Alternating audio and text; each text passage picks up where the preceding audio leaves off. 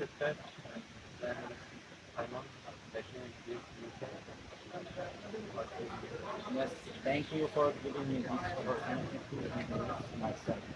My name is Ainullah Salman. I'm in my early 20s.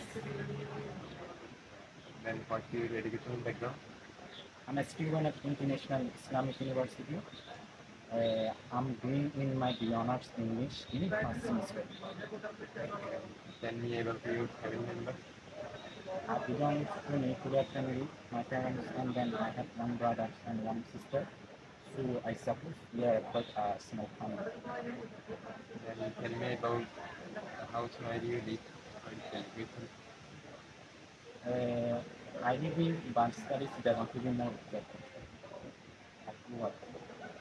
So, what are your hobbies? What do you do in your free time? I'm in my free time. I'm an enthusiast for learning niche.